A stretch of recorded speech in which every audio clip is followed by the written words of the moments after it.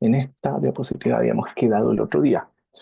Eh, Retomando entonces estos aspectos de por qué es importante, ¿no? Estudiar bioética y en qué ámbitos nos van influyendo.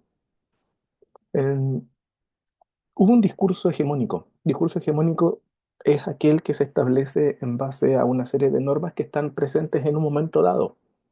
Eh, Fines de los 80, principios de los 90.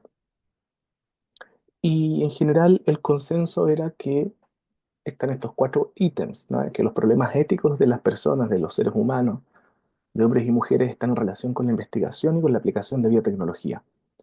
Eh, Vamos a ir viendo en el transcurso de esta asignatura cómo la ciencia también ha tenido sus problemas éticos a lo largo de la historia. Eh, Segundo, que es necesario un marco ético para que este desarrollo sea posible.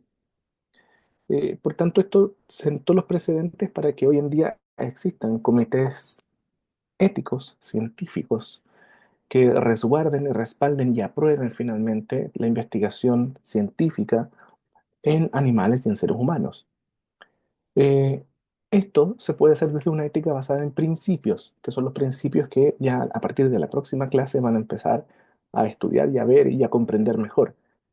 Y que este modelo es aplicable de manera universal. Entonces, los principios de la bioética son únicos, son transversales a cualquier disciplina y se aplican en absolutamente todas las áreas existentes hoy en día, no solo las que se vinculan con la biología o la ciencia o la salud, sino que también para cualquier otro tipo de quehacer y de profesión, finalmente.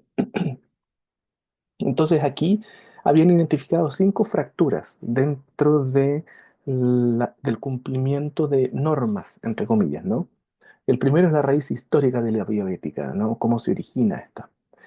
eh, Aquellos determinantes de los fenómenos de salud o enfermedad, la relación de la bioética con los derechos humanos, eh, cómo existen dos principios de la bioética que se pueden anteponer entre sí, que ya los vamos a ver o los van a ver ya la próxima sesión, autonomía y justicia, y el enfoque de reflexionar acerca de la acción.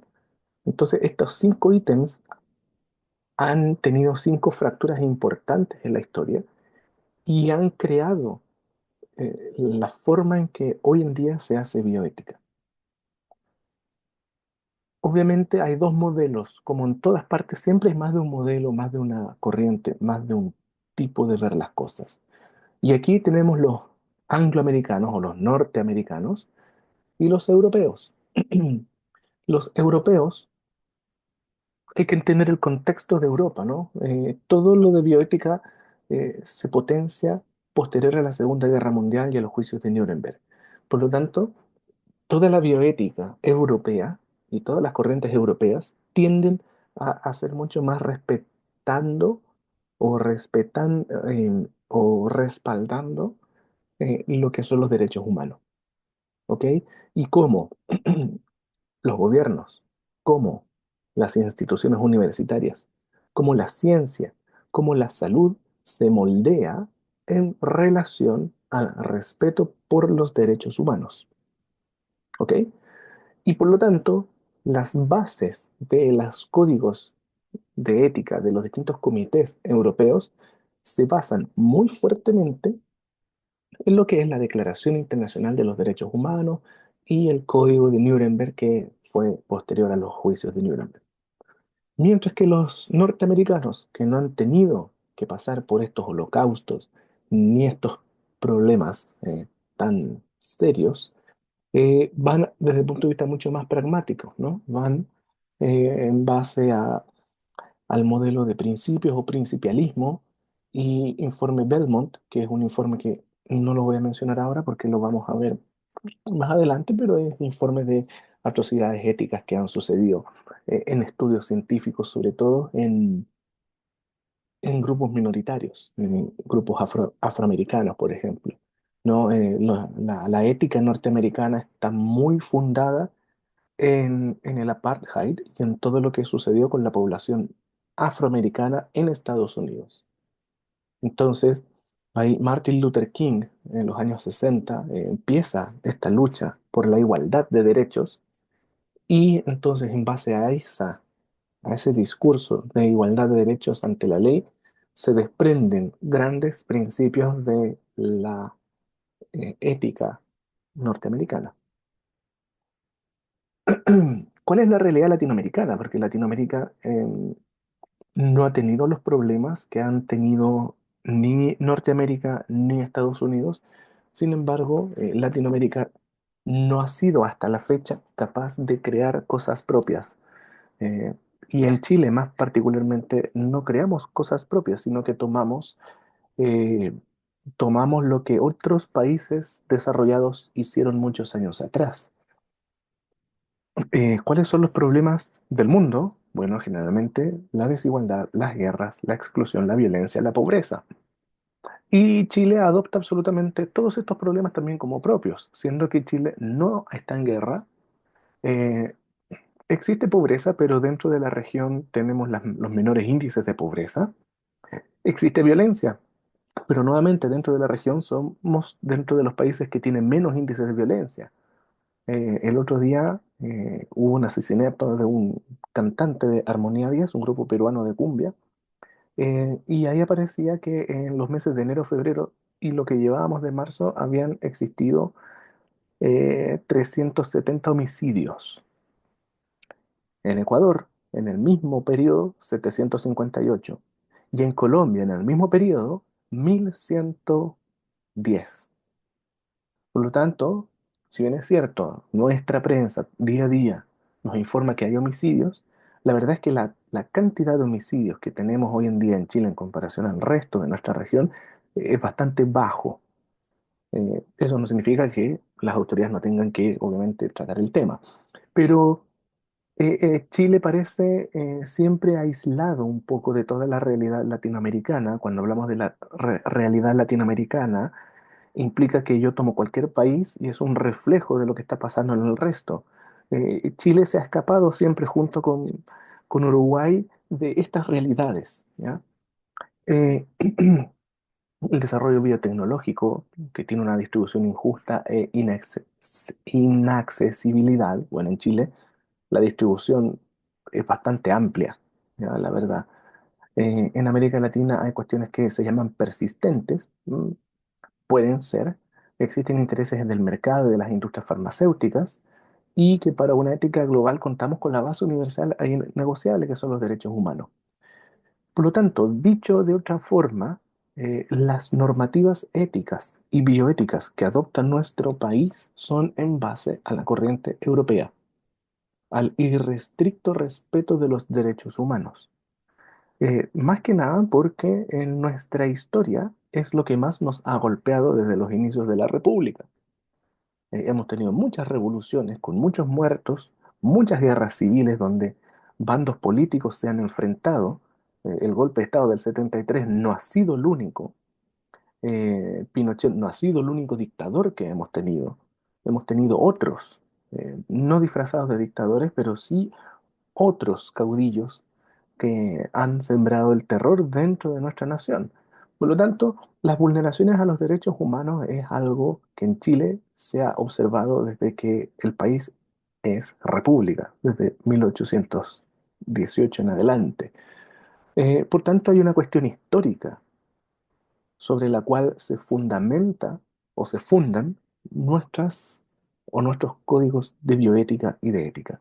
Y por eso Chile se ve mucho más reflejado en la realidad europea que en la propia realidad norteamericana.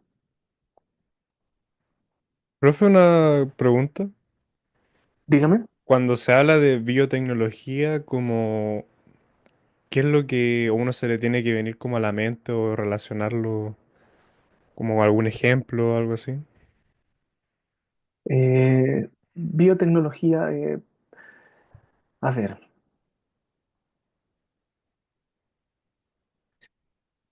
la biotecnología hoy en día es la fusión entre principios biológicos con elementos tecnológicos, ¿ya? Entendámoslo de esa forma.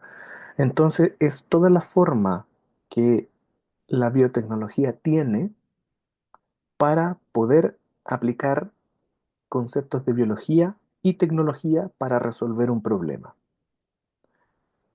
Por ejemplo, hay una empresa que ha tenido mucho crecimiento el año pasado, se ha llevado todos los premios, que es Peuman.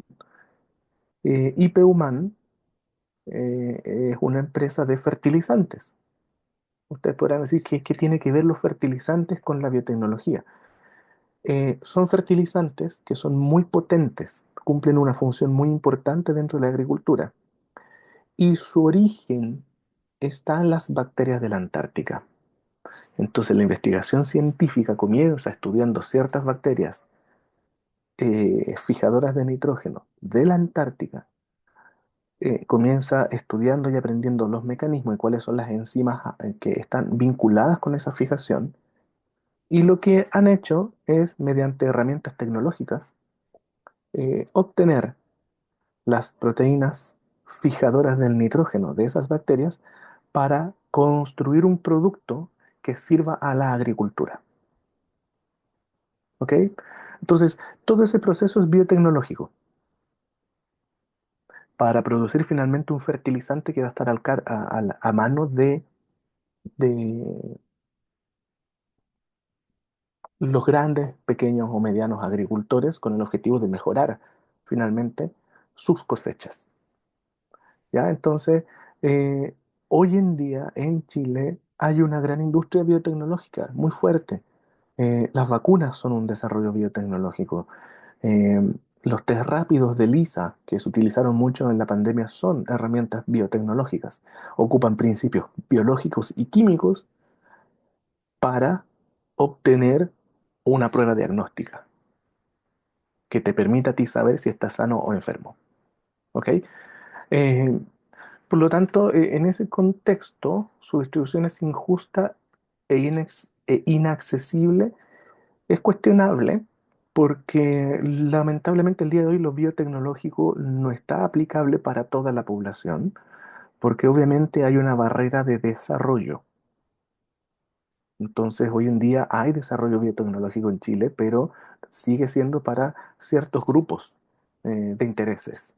Y por eso está cuarto que existen intereses del mercado biotecnológico. Obvio que sí, porque si el Estado no financia proyectos, van a venir las empresas a financiarlo. Y la empresa va a financiar lo que a la empresa necesita que necesita que uno le produzca. ¿Ya? Entonces, siempre la biotecnología em, va más de la mano con, hoy en día en Chile al menos, con la producción de las empresas, para que las empresas capitalicen, y no tanto para el beneficio de la población. ¿Sí? Ya, ahí entiendo. ¿Sí? O sea, la biotecnología es muy amplia, ¿ya? Esos son dos ejemplos que di, pero eh, hay muchas más aristas. Pero sí, de todas maneras, en Chile hay desarrollo biotecnológico, pero está muy limitado a cierto grupo de personas. Eh, ¿Cuál es el paradigma entonces de la bioética hoy en día y por qué hablamos de paradigmas, ¿no? Paradigmas es cuando se contraponen dos cosas, dos dilemas, ¿no? Un dilema y nosotros no sabemos qué hacer. Eh, lo primero es que todas las cosas en la vida en general tienen una teoría que es en gran parte de las veces muy estricta, ¿no? La matemática se dice que es una ciencia finita que ya terminó su desarrollo. Las ecuaciones son o no son. No hay dobles lecturas en una ecuación matemática o en una ecuación física o incluso en una ecuación química. En una ecuación fisiológica se introducen un poquito más de variables, pero la respuesta sigue estando dentro de ciertos parámetros. ¿Ya? Entonces, todas las cosas teóricas requieren mucho tiempo y mucho análisis para que puedan evolucionar o cambiar. Eh, la bioética se ha mantenido estable desde que se constituyeron los cuatro principios que nuevamente les comento, van a ver a partir de la próxima sesión. Ahora, esto es la teoría. ¿Qué pasa en la práctica? Cuando nosotros aplicamos casos clínicos, por ejemplo, y utilizamos modelos simulados para tomar decisiones, ahí la cosa cambia. Ahí uno tiene que aplicar esa teoría o saber dónde aplicarla. Los abogados saben mucho de esto. Los abogados estudian 5 años pura teoría, pura teoría, pura teoría. Pero ellos saben que una coma hace la diferencia y esa coma permite otro tipo de interpretación. Entonces los abogados, siempre que hablen con ellos, les van a decir qué es lo que dice el espíritu de la ley. El espíritu de la ley es aquello para lo cual fue creada la ley. Otra cosa es como yo la interpreto, ¿no? Entonces, igual vamos a tocar estos temas de las leyes y cómo se interpretan cuando veamos estatuto administrativo y esas cositas. Y el tercer elemento importante es ya cuando llegamos a la vida misma, a la salud humana, ¿no? Eh, por ejemplo, adelantándome un poquito, cuando vayamos a ver aborto y el inicio de la vida. Eh, no voy a entrar en la discusión de si es bueno o malo, si está bien o no el aborto propiamente tal. ¿Ya? Eso va a ser parte de la clase. Pero el tema que yo les pongo aquí y que aquí entra un paradigma. Hoy en día todas las fuerzas están para que exista una ley pro aborto en el país. Ya existen las tres causales, pero quieren que sea liberada para todo tipo. Esa liberación del aborto para todo tipo implica, obviamente, que el aborto es gratuito, porque hoy en día las personas que abortan bajo las tres causales, no hay un costo mayor, ¿no? Las personas que son FONASA tienen costo cero en su mayoría. Las personas que van a la clínica, bueno, tienen un costo, pero el plan igual reembolsa el procedimiento. En la otra vereda están los que son pro vida. Pro vida, entiéndase como personas que están a favor de la vida, no que están en contra del aborto. ¿Y cuál es el tema aquí? Hay familias que pasan 10, 12, 13 años tratando de tener hijos porque biológicamente no pueden y se gastan millones de millones de millones. Estamos hablando de que una sesión de fertilización in vitro está por sobre los 5 millones de pesos. Y a veces las familias tienen que invertir en una, en dos, hasta en tres terapias para poder quedar embarazadas. Estamos hablando de que una familia que no puede tener un hijo de forma natural tiene que tener al menos 10 o 12 millones de pesos para poder lograr su objetivo. Entonces, si en la prensa, en la televisión, en el Senado, en las distintas organizaciones sociales, se está peleando para que el aborto sea liberado a costo cero, pero no estamos a la vez potenciando las terapias de fertilización a costos rebajados, quizás no a costo cero, pero sí que las ISAPRES lo cubran, porque además las ISAPRES no cubren esos tratamientos. Entonces ahí, fíjense, estamos haciendo políticas públicas para unos, pero no para los otros. Entonces ahí se pierde la equidad, ahí se pierde la justicia. Entonces ahí viene y se crean estos paradigmas, estos dilemas, estos problemas, ¿no? Y ahí las personas decían, bueno, ¿a quién apoyo? ¿A uno o a otro? Porque hoy en día, en la opinión pública, si uno es pro vida, es sinónimo de ser antiaborto, cuando en realidad no necesariamente es así. Los que son pro vida quieren políticas públicas que favorezcan las terapias de fertilización in vitro, por ejemplo. Entonces, siempre van a haber luchas de paradigmas eh, dentro de la sociedad, dentro de ustedes mismos. Y como dice aquí, son reflejos de confrontaciones históricas, porque históricamente hay posturas que han sido religiosas, por ejemplo, que se enfrentan entre ellas y han quedado con ese estigma. de que los pro vida son antiaborto y que los pro aborto son antividas, ¿no? Cuando no es eso en esencia. Y ahí es donde uno, del principio de la bioética, puede esgrimir que, ojo, ninguna de las dos posturas está mala, pero alguien no está siendo equitativo con lo otro. El principio de justicia no se está respetando porque hay que darle a todos lo que piden en la manera en que se pueda, obviamente. Por lo tanto, la bioética siempre va a tener este paradigma disciplinario. La bioética siempre se va a cuestionar, ¿no? Hace siempre reflexión crítica sobre los conflictos que emergen de la vida humana y de la salud humana. Ustedes mismos, cada vez que tomen una decisión en su box, cuando estén solos en su box, y tomen una decisión eh, que les marque, eh,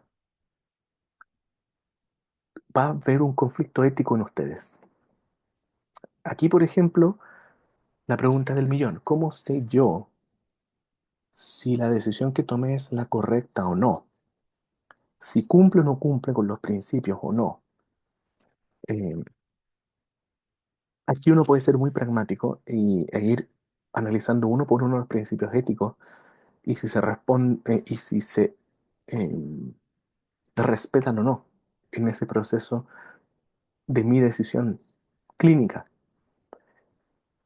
O bien puedo ir a un comité y preguntarle si es que lo que yo hice está correcto o no. O bien no tomar la decisión e ir a un comité de ética y preguntarles cómo puedo tomar esta decisión. Entonces, estas reflexiones van a estar toda la vida. Por lo tanto, en bioética siempre va a haber una reflexión que es crítica. Lo bueno, lo malo y lo no tan bueno o lo no tan malo. Entonces, finalmente pongo en la balanza las distintas decisiones y cuál de ellas tiene más beneficios que no beneficios. Esta reflexión es capaz de incluir la complejidad y las relaciones entre el saber y el poder. Una cosa es saber lo que hay que hacer, la otra cosa diferente es si yo puedo hacer aquello. Tiene en cuenta las dos dimensiones de la bioética que no puede dejar de considerar como ética aplicada. Uno es la racionalidad teórica y otra es la razonabilidad práctica. La racionalidad teórica es este enfrentamiento, ¿no? A mí mismo sobre lo que yo sé y sobre si lo que yo sé es suficiente para atender la necesidad de la otra persona. ¿Ok? Nunca nos olvidemos que somos seres racionales, a diferencia de los animales que no razonan. Nosotros sí podemos crear conciencia y tener conciencia del alcance de nuestras decisiones. Y la razonabilidad práctica es, ok, ahora, si yo meto mano aquí, si yo lo hago, lo voy a hacer bien, y ahí viene el área de las competencias, ¿no? De si yo soy competente para esta técnica o no, cuántas veces la he practicado, o si la he practicado poco, si yo me siento con las competencias para hacerla solo, ¿no? La bioética alude a la vida integral, la vida humana, fisiología, y la no humana, aquella que no podemos ver ni tocar ni sentir, que puede ser el alma de la persona, ¿no? Todo lo que sucede dentro del cerebro, malmente llamada salud mental, pero porque está resguardada en las neuronas y en nuestra corteza, ¿no? Se refiere a la salud como un bienestar, y aquí viene el concepto de integridad, y es un reflejo acción. La bioética puede generar transformaciones sociales. ¿Cómo podría ser? Bueno, si todos los profesionales fuéramos éticos, fueran éticos, no existirían las grandes fallas que hay en los sistemas, no existirían las licencias médicas falsas, no existirían los certificados falsos. Eh, entonces, claramente, si todo el mundo respetara estos principios y actuara en función de ellos, habría una transformación social real.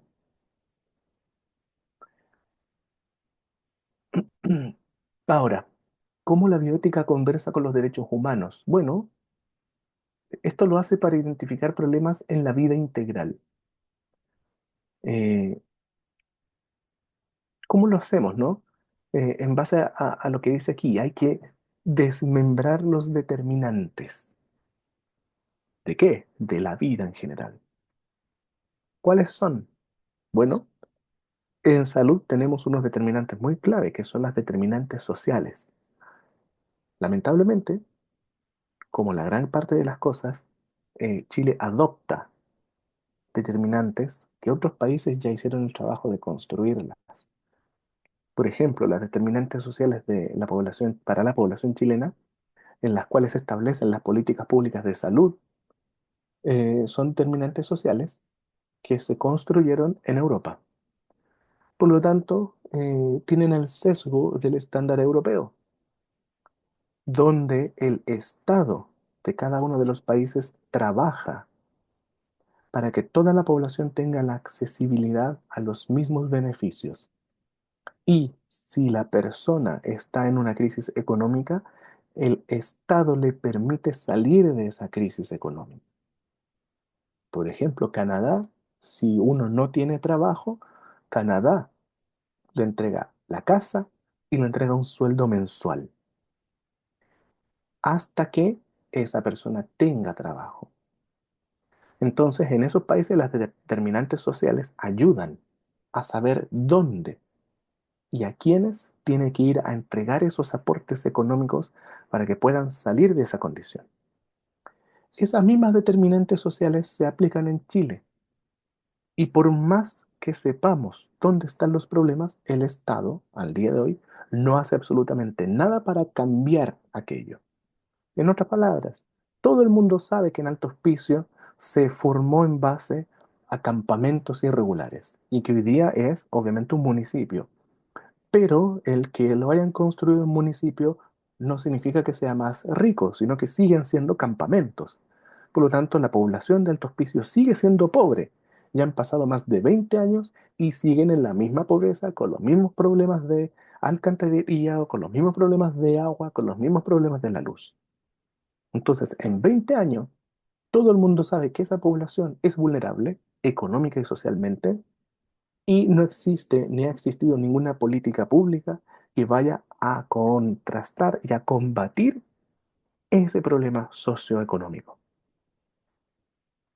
Entonces, ahí vemos cómo las determinantes sociales, cuando las adoptamos de otras realidades, perfecto, ya las sabemos, pero cómo actuamos sobre ellas, ¿no? Cómo las trabajamos. Y ahí entonces la bioética y los derechos humanos interactúan. Los derechos humanos de las personas que viven allá. Saben que son pobres y van a morir pobres. Y el Estado no hace mucho para entregarles herramientas para sacarlas de la pobreza.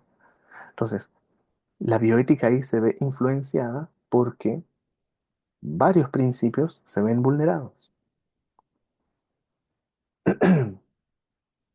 Luego, los valores que se expresan o encubren en cada cultura. Hoy en día en Chile esto está cambiando porque ya la sociedad chilena no es solo una sola cultura chilena.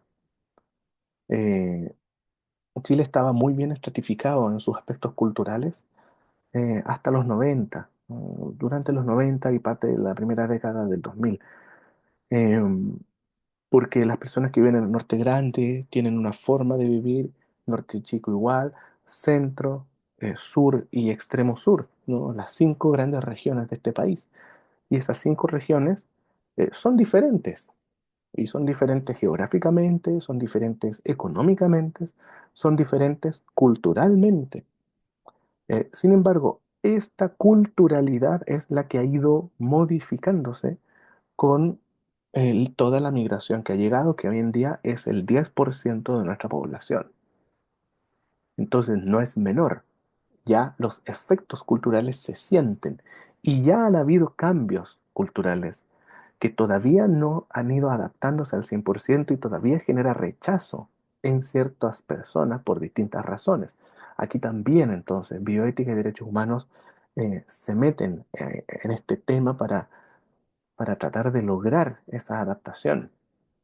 ¿En qué marco de normatividad y legitimidad de los saberes de lo que se debe y puede hacer y decir, ¿no? Y eso va de la mano con la inmigración y la cultura. Había un dicho muy antiguo de donde vayas, haz lo que vieres. Y eso nos enseñaron a muchos. Donde uno va, uno tiene que hacer lo que ve, comportarse como se comporta la otra persona. Sin embargo, la gran migración y masas migratorias que ha tenido Chile eh, ha sido en base a imposiciones. Entonces los migrantes han llegado eh, estableciéndose en sus nichos y manteniendo sus culturas. Y eso ha generado un choque con la cultura chilena que es muy distinta. Eh, Ustedes pueden ver en las calles, en distintas partes, cómo las poblaciones más caribeñas son mucho más alegres, gritan más, hablan más, se expresan mucho más. La chilena es más callada, es más sumisa. Entonces, eso hace que exista un choque cultural. Lo mismo con las relaciones sociales, culturales, económicas de poder que atraviesan y a veces que perpetúan los problemas éticos de la vida integral. ¿Ok? Entonces, claramente, eh, estos problemas culturales o políticos o éticos que suceden en un país, si genera una ola de migración, también se arrastran a este otro país. Entonces, los problemas de Salvador, de Honduras, de Nicaragua, de Venezuela, de Argentina, no solo afectan a ellos mismos, sino que tarde o temprano repercuten sobre nuestra propia sociedad. Entonces ahí la bioética y los derechos humanos escalan a niveles de gobiernos y cómo los gobiernos finalmente tratan de que estas problemáticas no afecten tanto a la población propia de la nación. Los va a afectar, pero está finalmente en los equipos que nos gobiernan en cómo disminuyen estos efectos. Eh, con relación a la vida y la salud humanas, ¿no? La bioética, estamos hablando que es una ciencia aplicada, es una reflexión de segundo orden sobre la moralidad. Entonces, aquí hay dos citas. Aquellos estados en los cuales los seres humanos pueden efectivamente desarrollar su propia modalidad, es decir, que son sujetos morales. Todos y cada uno de ustedes y toda y cada una de ustedes son sujetos morales. Por lo tanto, hay que trazar la línea por debajo de la cual no hay condiciones para lograr un desarrollo plenamente humano, del cual la moralidad es uno de sus elementos constitutivos. Esa línea por la cual debajo no hay condiciones para lograr algo es el estándar mínimo. ¿Ok? O sea, hasta ahí yo puedo llegar, es mi límite inferior o mi límite superior. Y esos límites, si no lo establece la bioética, lo establecen las leyes.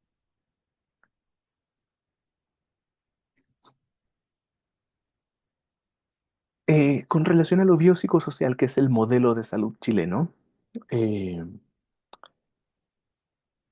van a tener igual muchas oportunidades en los que estudien y analicen el modelo biopsicosocial. Pero en otras palabras, una breve introducción para que se entienda mejor. Por muchos años la medicina, la salud en general, fue biomédica. Malmente llamada biomédica porque no solamente aplica a la medicina, ¿verdad? Sino que aplica a cualquier profesional de la salud donde una persona enferma va a tratar de curarse. Entonces, yo iba al kine o yo voy al kine para tratarme una lesión articular o recuperarme de una esguince. Por lo tanto, yo tengo un problema, el kinesiólogo tiene mi solución y trabaja en mi solución y se acabó el vínculo. Yo tengo un diente con una lesión de caries, voy al dentista y me restaura el diente y se acabó. Yo voy donde un médico porque tengo una neumonía, el médico me da el fármaco y se acabó. ¿Ok? Ese es el modelo biomédico eh, que estuvo en Chile hasta el año 2006 aproximadamente como el fuerte de la atención primaria en salud. Nuevamente, Chile se adscribe a esta declaración de Alma Ata, una declaración en la cual en Kazajistán, en los años 90, se emite, varias personas de todo el mundo se juntan, varios líderes de la salud se juntan para discutir sobre este tema biomédico y ver cómo podían cambiar la forma en hacer atención de salud. Y ahí entonces nace el concepto de salud familiar integral. Bueno, Chile se introduce a este convenio mucho más tardío, ya Alma Ata tiene unos 30 años. Chile en la salud familiar lleva unos 20 años, un poquito menos, 2000, van a ser 20 años, el 2026 van a ser 20 años. Cuando Michelle Bachelet hace sus reformas en educación, perdón, en salud, adscribe entonces a la atención primaria chilena a lo que es la salud familiar. Y este modelo de salud familiar cambia desde el enfoque biomédico al enfoque biopsicosocial, es decir, a la variante biológica, enfermedad o salud, le introduce la variable psicológica, es decir, la salud neuronal, eh, y todo lo que tiene que ver con aquello, ¿no? Las cosas que influyen en aquello, la economía, el trabajo y las redes sociales, el entorno, la geografía y además los ambientes culturales. Eso implica que a partir de ese entonces y a la fecha, cada persona se ve en su contexto biopsicosocial. Yo no solo veo al paciente por su enfermedad, sino que veo por quién viene acompañado, si está solo o no, si está solo en cuántas horas del día está solo y cuántas horas está acompañado, si es autovalente o no, en su tiempo libre, a dónde va, si hace deporte o no hace deporte, si tiene amigos de algún club, amigos de alguna iglesia, etcétera. Todo eso para poder comprender mejor cómo funciona esa persona en el día a día y cómo yo puedo hacer terapias más efectivas, costo-efectividad, que le permitan a esa persona recuperarse lo más pronto posible y que una vez que se haya recuperado pueda volver a insertarse adecuadamente en todo su entorno. ¿Ok? Por lo tanto, esta salud integral bajo este modelo biopsicosocial no es ausencia de enfermedad individual, ¿no? Sino que se ve como una salud en función de un bienestar biopsicosocial. Y en base a esto, hoy en día se toman todas las políticas públicas en salud. Eh, entonces, bajo esta premisa, el Estado se basa nuevamente en la Declaración Internacional de los Derechos Humanos.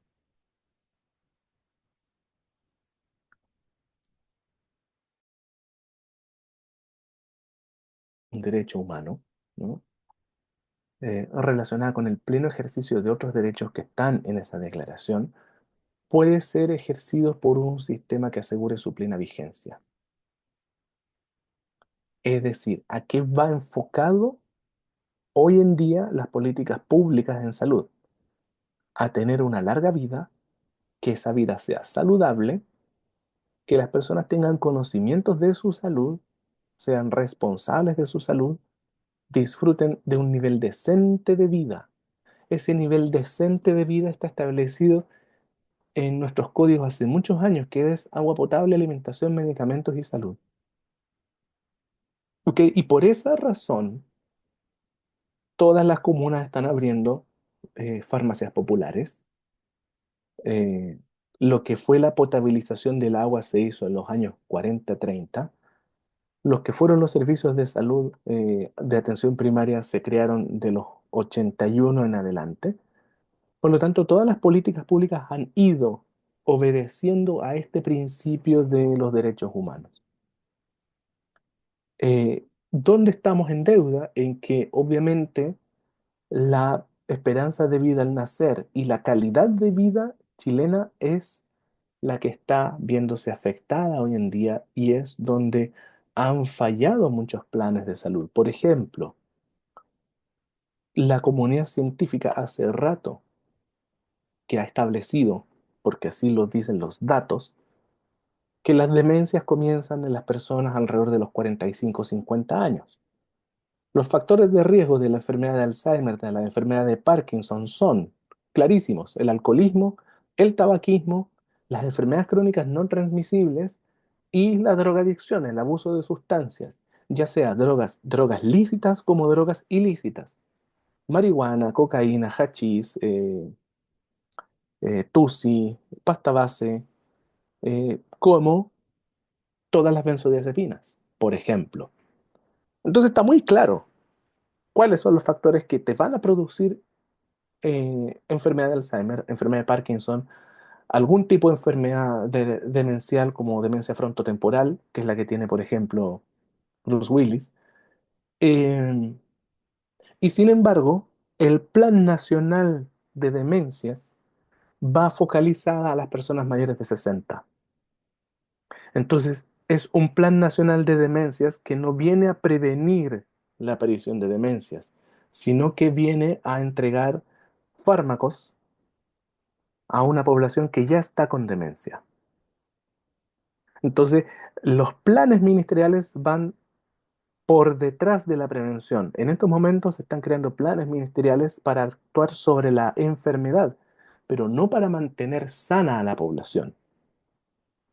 Porque si tenemos las causas claras, entonces, ¿dónde están las campañas de prevención del alcoholismo? ¿Dónde están las campañas para prevenir el consumo de marihuana en la población juvenil?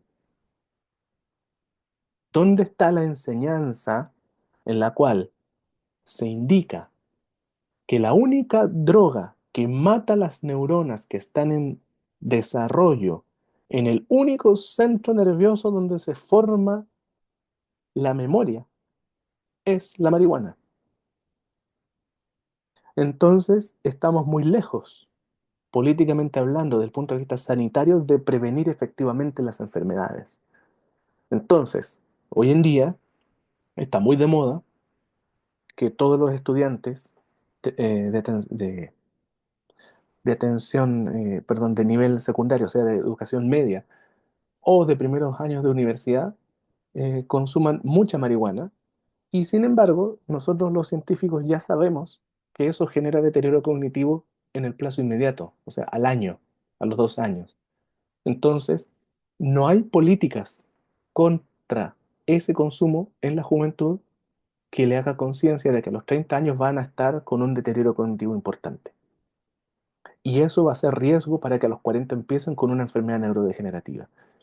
Entonces, ahí, en este contexto, uno puede claramente ver cómo la bioética se ha hecho la sorda en los pensamientos de quienes están detrás de crear las políticas públicas propias del Estado.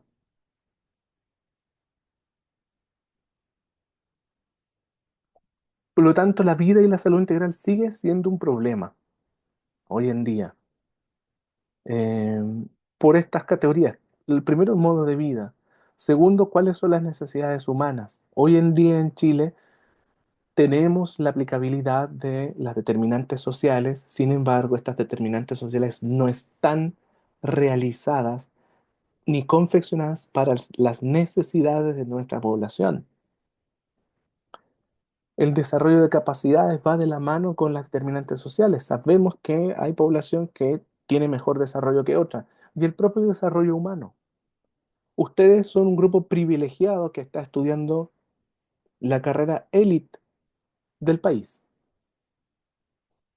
Quieranlo o no, el día de mañana, ustedes cuando egresen y se titulen van a formar parte de la élite del país. ¿Quiénes forman la élite del país? Todas las carreras que duran 6 años o más: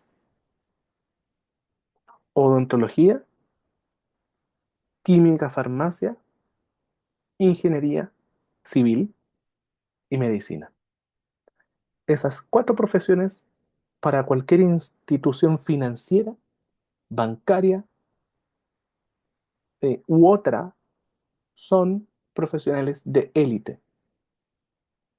Por lo tanto, ustedes, solamente por tener un título, ya van a tener privilegios que los demás que estudiaron 5 años o menos no van a tener. Entonces, el sistema además también crea inequidades.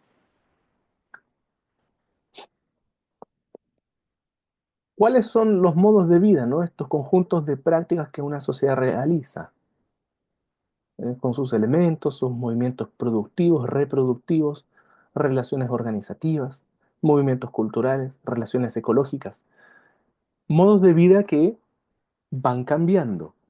Y aquí nuevamente se vuelve a poner otro elemento que eh, puede llegar hasta ser peligroso hablar de él. ¿Por qué peligroso? Porque hoy en día todo el mundo habla de la inclusión y de la diversidad. Y es casi políticamente incorrecto hablar contra aquello. Eh, de hecho, está la ley Zamudio, que penaliza el hablar o el actuar contra algún tipo de minoría o diversidad. ¿Ok? Esta ley no tiene ningún problema, de hecho está muy buena. Sin embargo, hoy en día nos enfrentamos a un problema, eh, puede ser un problema de salud pública, dependiendo del punto de vista por el cual se mire, pero esto hay que poner sobre la mesa para que entiendan la ecuación. Lo primero, eh, mucho antes del gobierno de Frente Amplista, y quizás podríamos decir que desde el estallido social a la fecha, todos los grupos minoritarios han comenzado a exigir mucho más fuertes sus derechos. Eso ha generado una ola o un boom o una mayor libertad para expresar lo que son cada una de las personas. Entonces, hoy en día, para nadie es tema hablar de su orientación o diversidad sexual, cosa que antes no se hacía. Entonces, si antiguamente teníamos una estadística, ¿no? De cuántas personas homosexuales existían en el país, por dar un ejemplo, y si ese porcentaje era 1%, hoy en día la verdad es mucho más porque hay más libertades para vivirlas y para expresarlas. ¿Ok? Entonces, ese es un punto sobre la mesa, ¿no? Cada vez la heterosexualidad está disminuyendo y cada vez está aumentando más la homosexualidad, las parejas de entre hombres, las parejas entre mujeres, que se casan incluso y siguen sus vidas. Por lo tanto, hoy en día la sociedad no está solamente compuesta por matrimonios de hombres y mujeres como en los 90, donde el 100% de los matrimonios en Chile era entre hombres y mujeres. No existía ni siquiera opción para pensar en otro tipo de matrimonio o vínculo. Ese es un punto. El segundo punto es el desarrollo personal propio, que hoy en día todas las personas más jóvenes en realidad ya no tienen como objetivo central de la vida tener una familia propiamente tal. En mi generación, nuestro objetivo de vida o de desarrollo académico era para tener nuestra familia. La familia clásica, ¿no? Casarme con alguien y tener descendencia. Hoy en día, la juventud actual tiene otro objetivo, que es muy diferente. Eso no significa que sea malo, ni bueno ni malo, sino que obedece a la propia evolución de la sociedad, donde las personas jóvenes hoy en día quieren más desarrollo de su profesión y por lo tanto destinan mucho más tiempo para su propia formación. Estamos hablando que alguien que es bioquímico quiere hacer un magíster, quiere hacer un doctorado, quiere hacer un postdoctorado. Entonces un bioquímico estudia 5 años en el pregrado, pero después son 3 años de magíster, 4 años de doctorado y después se va a hacer dos postdoc afuera, cada postdoc son 4 años. Entonces cuando la persona ya vuelve a establecerse y es una persona de renombre, ya no tiene 23 años, tiene 33 o 34 años. Y recién ahí comienza su vida propiamente tal. O bien ustedes, van a estudiar 7 años, van a salir de 24 o 25 años de la universidad, se van a ir 6 años, de 3 a 5 años de destinación, si es que lo hacen, para tener una beca de retorno. Eso significa que a los 30 entre los 30 y los 33 van a estar recién empezando a estudiar su especialidad, que dura 3 años. Entonces, entre los 33 y los 36 ya van a tener una especialidad. Y algunos de ustedes va a querer una subespecialidad, son 2 años más. Entonces, cada uno de ustedes va a lograr su desarrollo pleno en la disciplina que quieren, no antes de los 35. Entonces, la pregunta es, ¿en qué minuto hacen y se preocupan de familia, de tener hijos, de comprarse una casa, ¿no?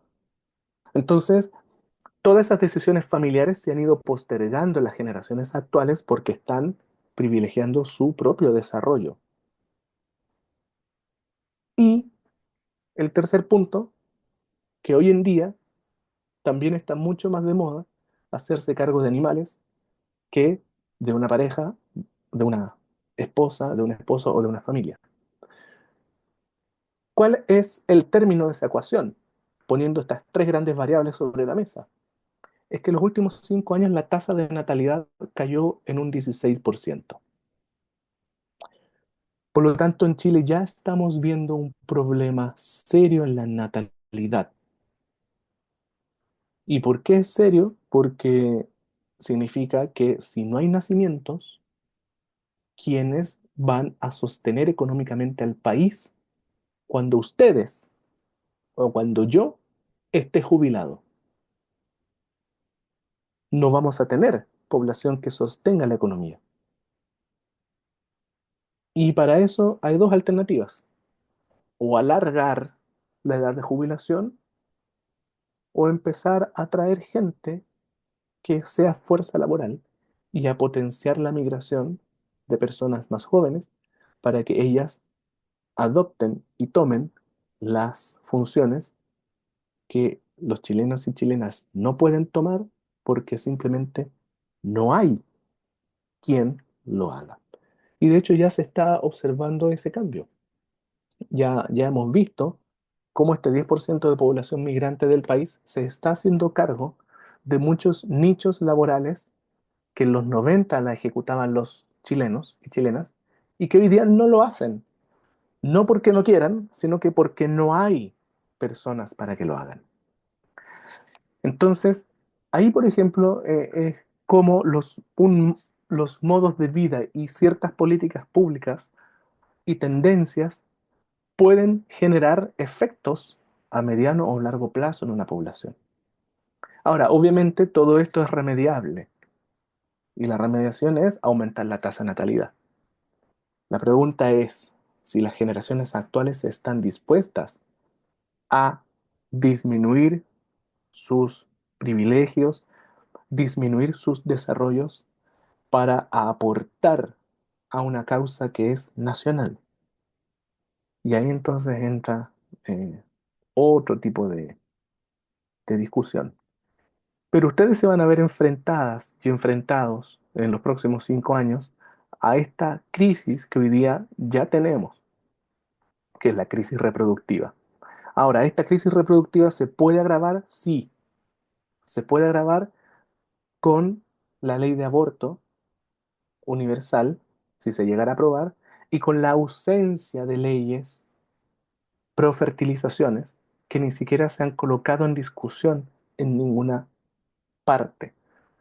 ¿Ya? Entonces, eso potenciaría aún más la disminución en la tasa de natalidad.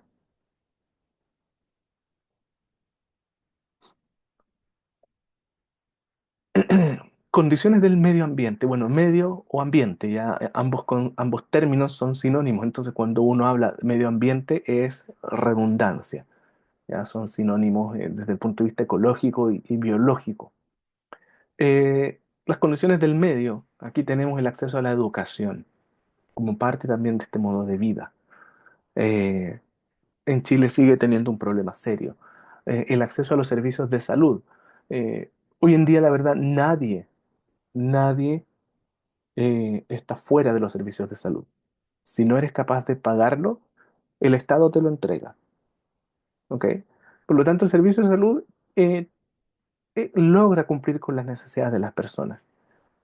Y aquí entonces es donde ustedes, donde nosotros nos vemos involucrados en este desarrollo de capacidades humanas, ¿no?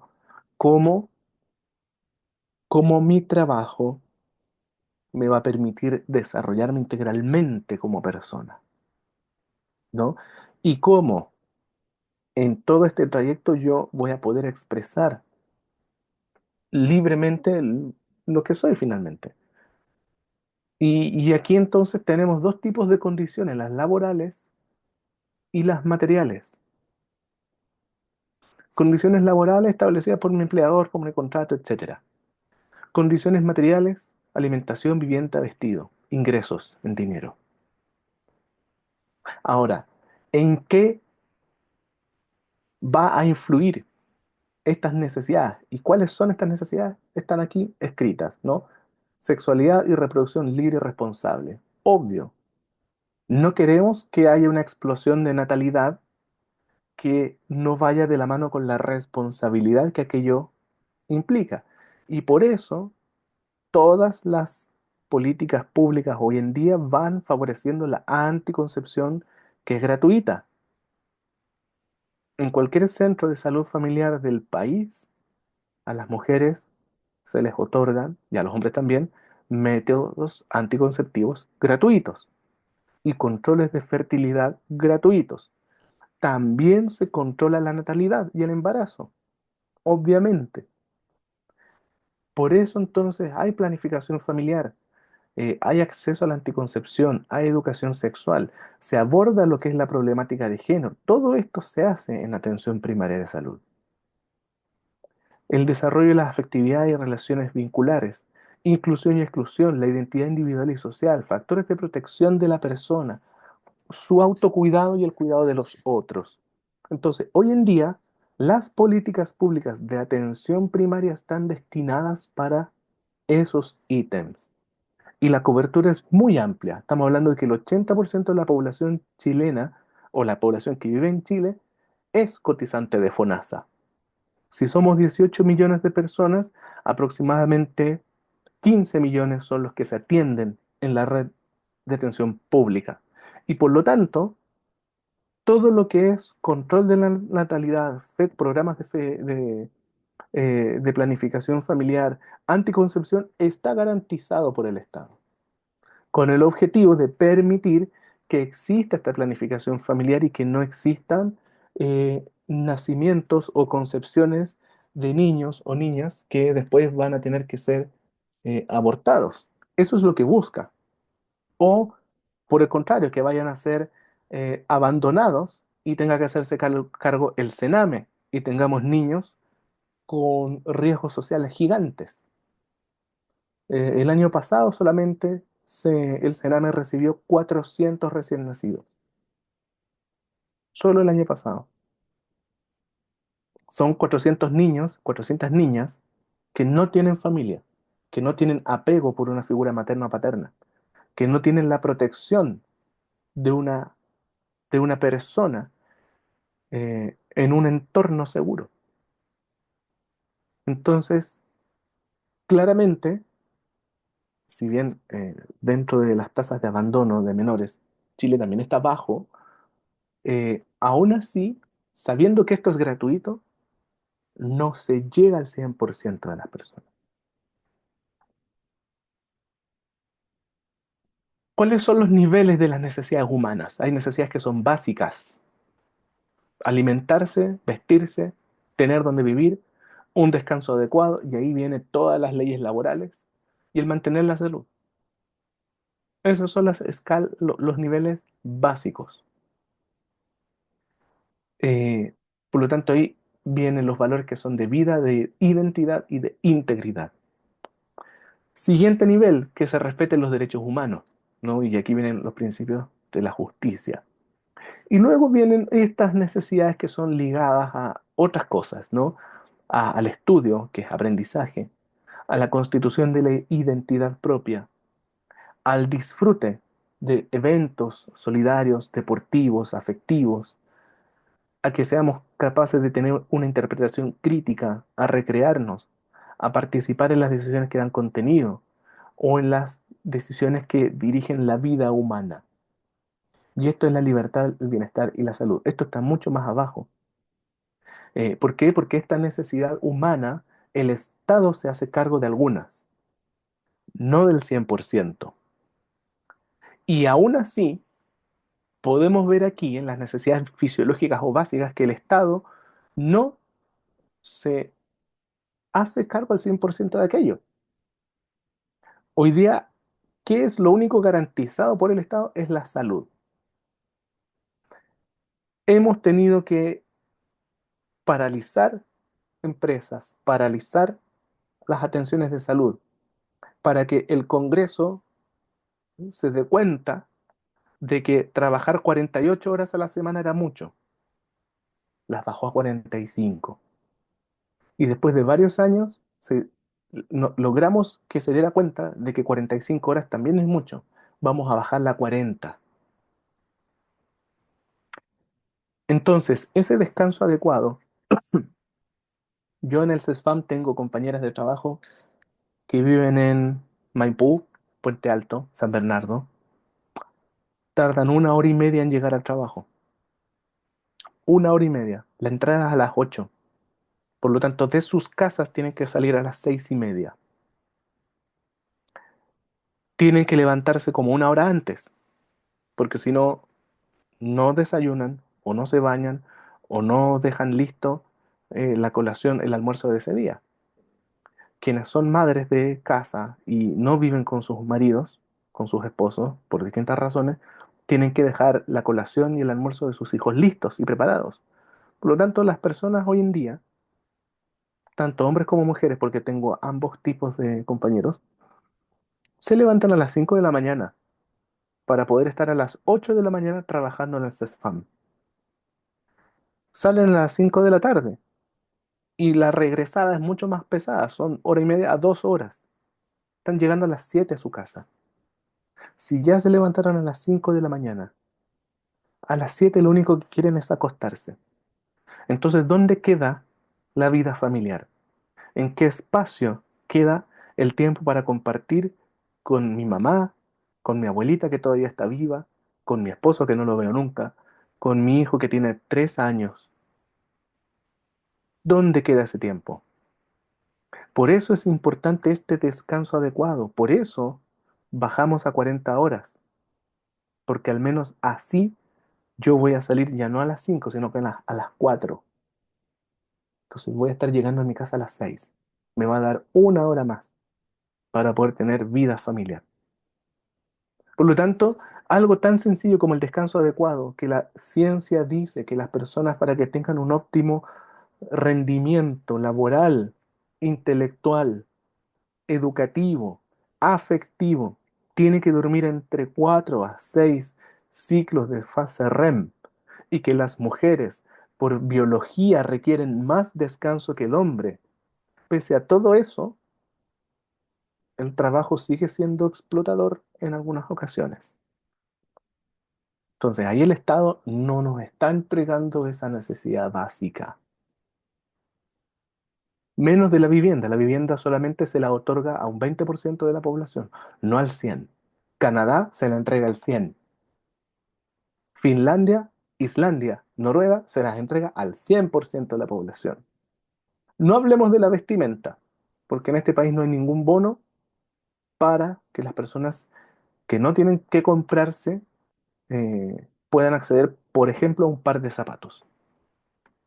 Y tampoco hay acceso gratuito a la alimentación para quienes no tienen. ¿Mm? Entonces vemos cómo eh, los niveles de las necesidades humanas en este país siguen sin estar 100% cubiertos por quien debiera de resguardarlas. Entonces, el paradigma disciplinario sigue siendo acá. Ahora, la teoría entra, como yo les comenté, la versión europea, los derechos humanos muy fuertes, y en el caso nuestro, la vida y la salud integral. Y ahí entonces, ¿cómo con los elementos que tenemos podemos generar una salud más integral en las personas? Y cómo en este decidir, en estas tomas de decisiones, la bioética va metiéndose, va culebreando entre medio de cada una de las decisiones que se tomen. Y finalmente, eh, en el Congreso, cuando se discuten leyes importantes, como por ejemplo la del aborto, la bioética es esencial en esa discusión. Ahora, la pregunta es: ¿bioética social con una visión desde América Latina primero? Eh, Esto debiera hacerse determinando la dignidad en el marco de la justicia, ¿no? Reconociendo que existen particularidades culturales que deben ser respetadas.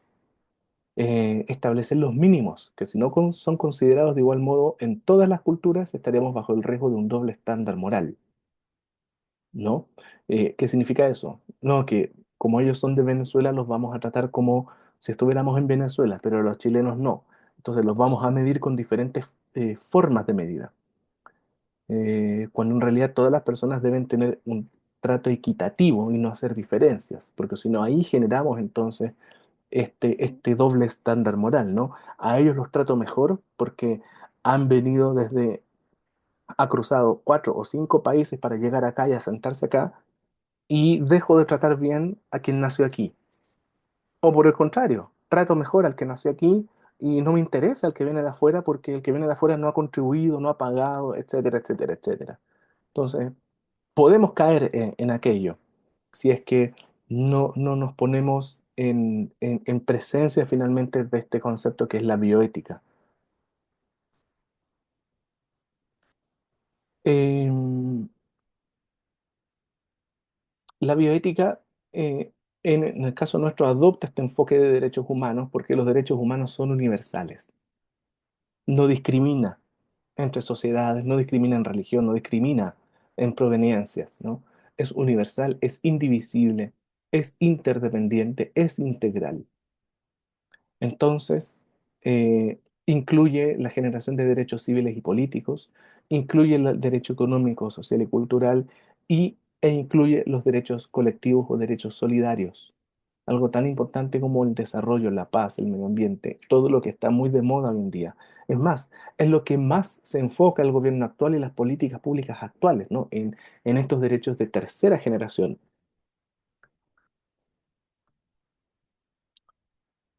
Eh, ¿Hasta aquí alguna pregunta? No, profe, ¿No? Ya, por entonces, mi parte no. eh, continu- ya. Continuamos entonces con esta visión desde bioética y derecho humano, donde en base a a, a- a este análisis se plantean, ¿no? Eh, ciertas preguntas. ¿Qué hacemos con la idea del progreso y del desarrollo? ¿No? Hoy en día se dice que la juventud es progresista, un concepto muy usado últimamente en muchos países del mundo, ¿no? Como que aquellos que quieren hacer cambios rápidos son progresistas. Eh, eh, por un hecho histórico, antiguamente quienes querían hacer cambios rápidos eran considerados los radicales. Y el Partido Radical nace porque fueron los primeros progresistas eh, del mundo político. Entonces, siempre los que van a favor del progreso van a ser considerados como fuera de la norma. Y, y eso no sucede, por ejemplo, con quienes quieren el desarrollo,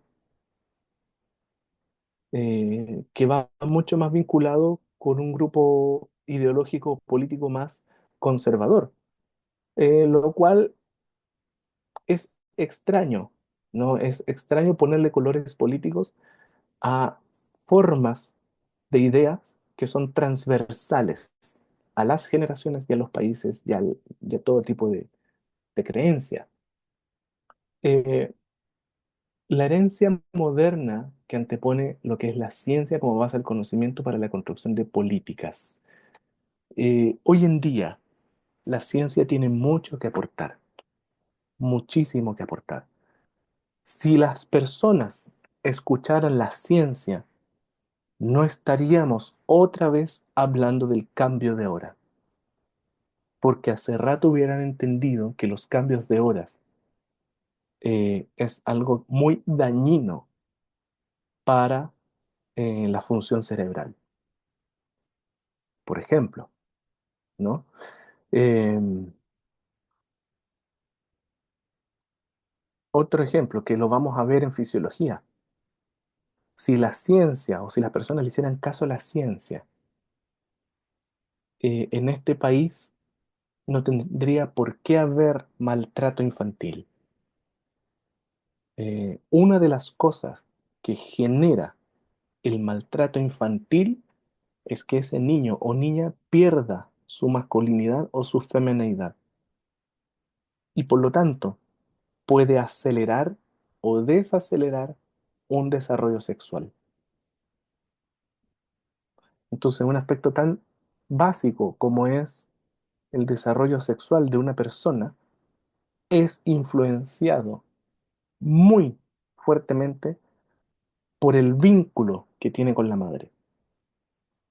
Y sabemos que en este país hay casos serios de maltrato infantil.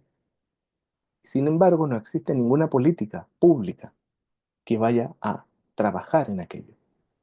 Entonces, hoy en día estamos en una era donde la ciencia lo puede explicar todo y donde se pueden tomar decisiones públicas, políticas, establecer leyes en base a lo que la ciencia ha logrado demostrar. Y lamentablemente no se hace. Lo mismo que el capitalismo. Hoy día hablar de capitalista es también estar en out de todo. Está casi prohibido decir que somos procapitalistas, cuando en general el capitalismo es una de las pocas cosas que permite el desarrollo y expansión económico a través del modelo neoliberal, el tan, el tan cuestionado modelo neoliberal. Eh, Dicho de otra forma, cuando fue el estallido social se produce por el alza de 30 pesos. Ese fue el desencadenante final. Pero si hoy día hacemos una mirada retrospectiva a casi 6 años del evento, el pasaje ha subido más de 150 pesos. Por lo tanto, no logró el cometido esencial que era no al alza. Segundo, eh, los impuestos de las boletas de honorarios subieron del 10% al 17%. Entonces ahora las personas que boletean tienen menos dinero que hace 6 años atrás. Eh, las universidades han seguido subiendo sus costos, sus matrículas y sus mensualidades, más de un 10%. Eh, los alimentos han subido cerca de un 20% su valor en comparación al 2019. Por lo tanto, todo lo que se pretendía prevenir finalmente nunca se logró por distintas razones. ¿Qué significa eso? Que el modelo económico no es malo, pero tiene que estar bien regulado para que sea ejecutado de la forma que corresponda. Y lo que sí pasó en el Chile previo al 2019 es que el modelo neoliberal radicaba en monopolios. Era tan fácil a veces como haber creado leyes antimonopolios para desconcentrar esa riqueza. Y eso sí es algo que otorgó el estallido social, porque hoy día sí estamos viendo muchas más cadenas de farmacias independientes, muchos más supermercados de cadenas independientes. Y eso es en realidad lo que requiere el sistema económico, que no exista un monopolio, sino que exista la libre competencia, que existan muchas más pymes, más que grandes empresas. Entonces, ahí también, desde el punto de vista bioético, el capitalismo hay que analizarlo con ese grado de profundidad, porque en definitiva, cada una de las personas que estamos aquí y que están afuera y en otra parte, todos somos capitalistas, porque todos trabajamos finalmente para tener dinero. Y ese es el objetivo central del trabajo, ¿no? Em, y esto pasa por esta ahistoricidad donde dejamos de lado los hechos históricos. Eh, la historia siempre nos va a dar la explicación de lo que sucede hoy y de lo que puede suceder en el futuro. Entonces no podemos desconocer la historia. La bioética se basa mucho, mucho en la historia, porque la bioética nace por hechos deleznables de la humanidad. Ahora, esto obviamente, como no está controlado por los principios bioéticos, sino que ha sido controlado por un pequeño grupo, ha llevado a esto, a la ultraconcentración de las riquezas. Y aquí sí efectivamente estamos en un problema que generó el estallido social y que aún hoy día sigue siendo igual, no ha cambiado. ¿Ok? Entonces, hoy en día el 1% del país sigue teniendo el 70% o 50% de la riqueza nacional y eso no ha variado. Bien, Sí, profe, todo bien. estamos en la hora. ¿Hasta qué hora tenemos? Porque aquí, Hasta las 3:20. sí, estamos en la hora. Aquí tenía unos datos más sociales, pero esto los podemos ver en otra sesión, sin problema. ¿Ya? Ya esté bien, profe. Ya pues, igualmente, que tengan buena tarde.